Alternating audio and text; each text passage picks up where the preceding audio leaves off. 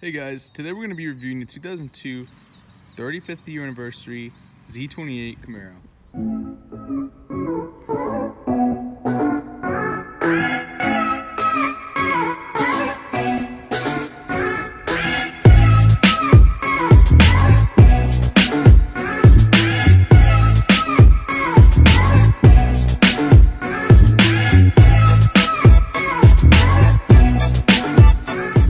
So let's go ahead and hop into the interior. So a little bit to note, the stock, the aftermarket hood. It's aftermarket. So going into the interior, it's actually quite comfortable. You got your leather seats if you had the leather package. I was just so happen it does have the leather seats. So the dash, this is how I got it. This thing came up, the dash is cracked, all the crap, you know. So that is one thing to look out for. If you do have a Camaro Z28, you're definitely gonna wanna pop, like, if this is out, you just wanna look up there.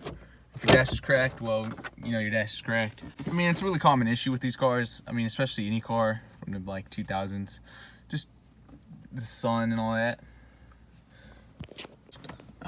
First impressions, I mean, it's a really nice car. This is my first person perspective. This is what you guys are going to be looking at when you first get in. You got the steering wheel. You got your 35th year anniversary badge. If you don't, I'm pretty sure it says Camaro. You got your factory radio. Yes, it's not aftermarket. It's a stock radio. I never put it on there because I'm selling it. I'll get into why I'm selling it.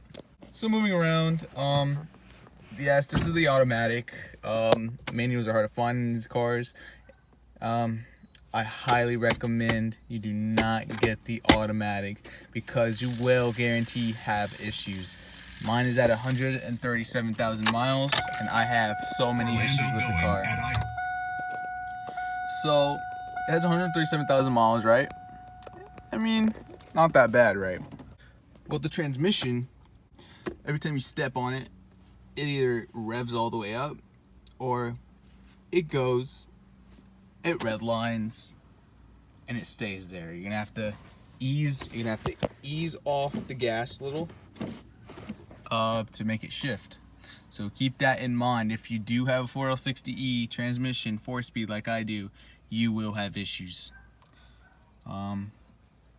Recommended rebuild is 73,000 miles. So if your car exceeds 73,000 miles, which it's 2020, it probably will, that's something to be cautious of.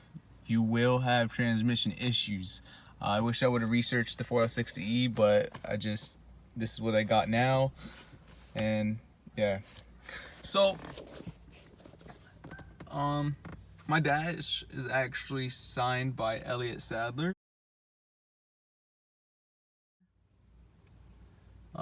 And Hermie Sadler back in 2002. That was NASCAR drivers back then. I do have the T-tops, as you can see. Cause I got T-tops. They really don't leak. The only thing that I have issues with is the window. There's a little gap here, which I'll show you. So window does go up, but you do have a little gap here, and water tends to fall someplace here too. So I guess, I mean, they do leak. They don't leak anywhere where the seals are, but that is something to keep in mind. If you have T-tops, be prepared, because, you know, owner said they didn't leak, and sure enough they do. Also, one other thing that you guys got to acknowledge is that the back has no room. That's fine, but that's not what I was about to talk about. So you see that somebody tried to caulk it. So what that means is you get caulk and you try to seal it. Now why? Well, it turns out when it rains, it leaks through there. And it leaks quite a bit. Now, when I say quite a bit, I mean the whole back fills up.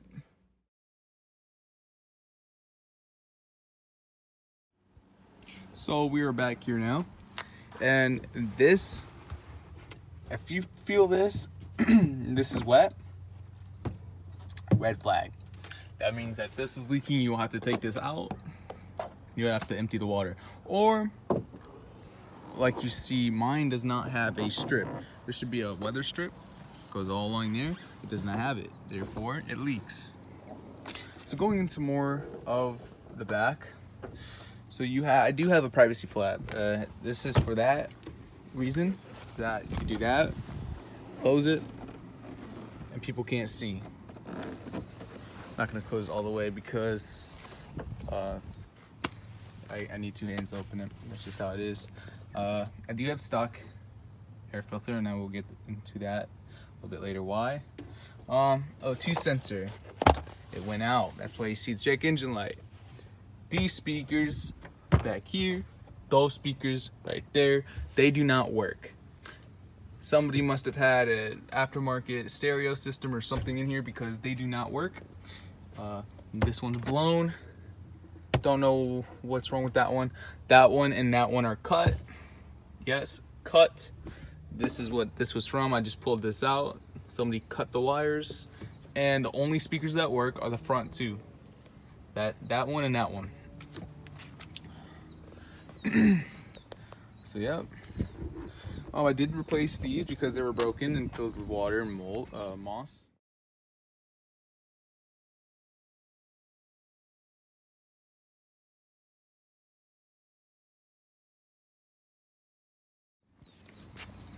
So let's make our way to the front here. The major things that you want to be looking out for here, and I'll pop the trunk in a minute here. Actually, let's close this for a minute. What I want to talk about is when you are getting one of these, watch out, because yes, this has an aftermarket hood. This also has the RS package. So if it has the RS package, it will come with, I'll show you, comes with this wing, comes with this, I'm pretty sure, all around the car. This lip all comes up, and you will notice that my front bumper does not have it.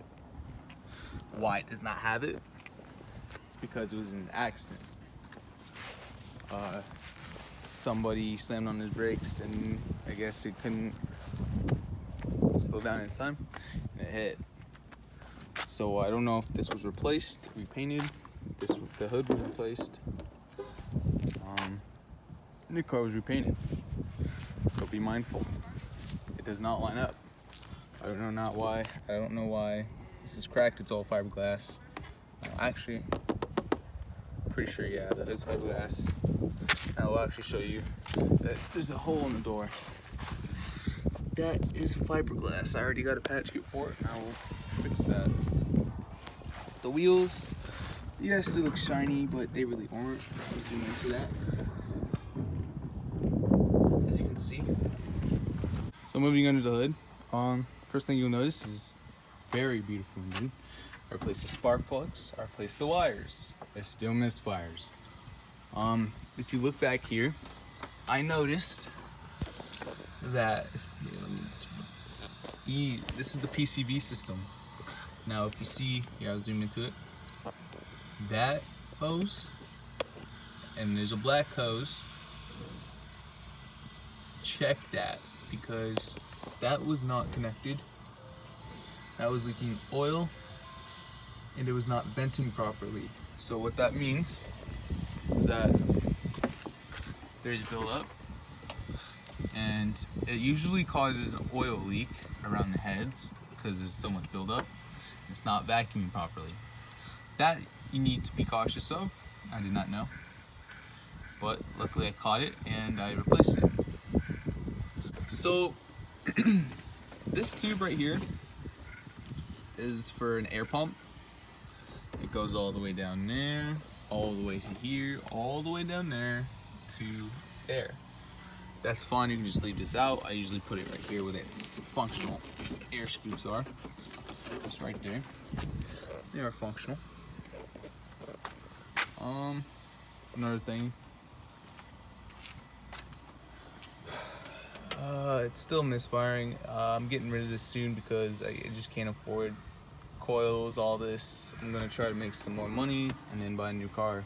I really recommend you guys do your Carfax reports because somebody was interested in buying the car, and well, it said it had 155 miles on it. I'm like, what? I said, I didn't know. So if you want to be sure, and I think it was a mistake because if you check the VIN, you go in here, you get your code scanner, plug it in, turn the key in ignition, put it in, fine. Now all you want to do is go in here, 4 codes, system lean, so I filled it up to about right there, and it's already gone. I didn't drive it, I didn't do anything. So I think I have a fuel leak, because if you go into the oil cap, it smells like oil, or it smells like gas. So if you pop the oil cap off and you smell it and there's gas, be prepared. Your fuel is leaking into your oil. That probably needs a rebuild. Probably needs new rings, piston rings. So be mindful of that. System 2 lean, misfires, knock sensor, which I have no idea. Probably a faulty knock sensor. And that's it. So what you would want to do to match the VINs to make sure it's not rolled over, because it says 137,000 miles, is what I usually do is I go to vehicle info, doesn't really matter, vehicle ID number, there's the VIN, whatever, you already saw it, there you go, not my car anymore. So there you go, and that's how you check the VINs. If this doesn't match to the one on the car, then they switched over the PCM, which is the computer, and basically something major happened, and that's a big red flag. If you already bought the car and you just checked it out, get rid of it. It's not worth it. Mirrors, they're adjustable mirrors. These, which nobody uses, they're useless. It's got 2, they're electric. The down doesn't work on the passenger, but the up does. Lock, unlock. And this controls that motor and that motor.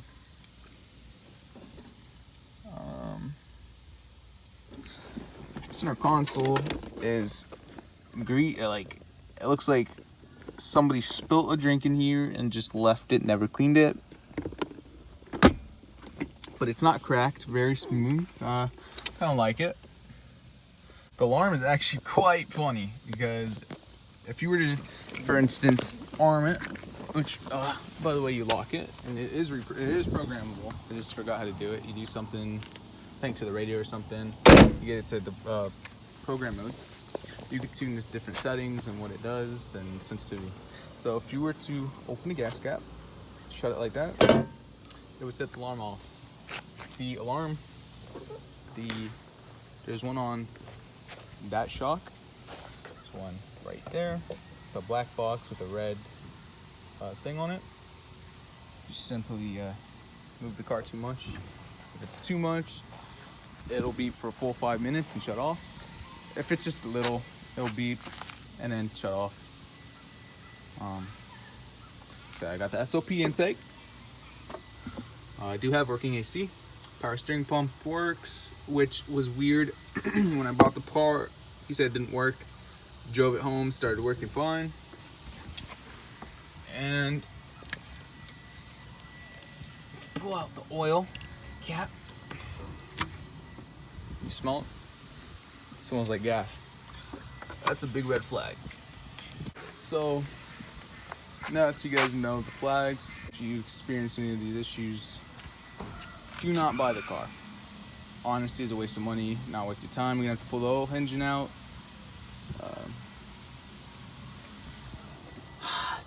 Take this out, and if you're taking this out, you might as well do something cool like paint it or something. Up to you guys.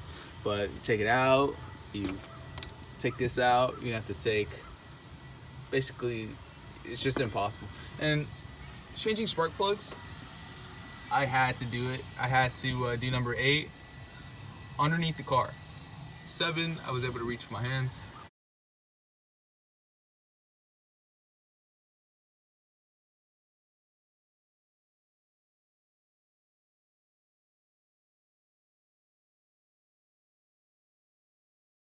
That's way into there. But yeah, make sure you check your oil, make sure you check your coolant, make sure you check your transmission fluid.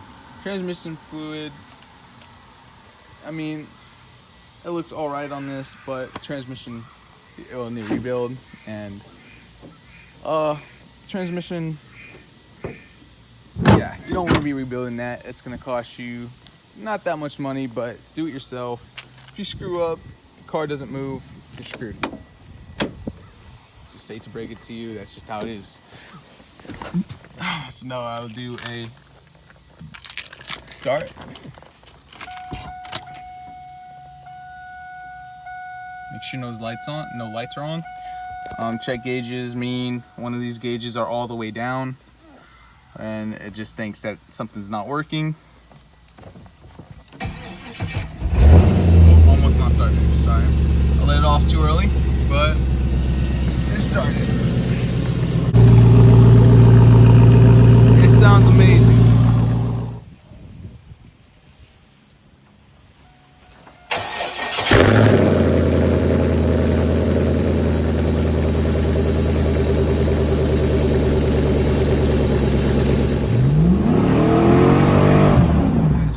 This video, please give it a like, thumbs up, comment. If you didn't, it's because I have, you know, crappy you know, filming skills. Feel free to roast me in the comments. Here's things that you probably, you know, maybe want to see. That's how much space is in there. Room, there you go. You got one thing right there, and another, I believe, right there. Yep, right here. Lights work, fog lights. These are fog lights. Yeah, guys, there you go. Back seats. I'm not gonna attempt to put it back there because, yeah, no. So, guys, the seats do fold back, which is very great. So, if you guys like it, you know, buy it. If you guys experience any of these issues, I told you so. If you guys found these issues before you bought it, good job.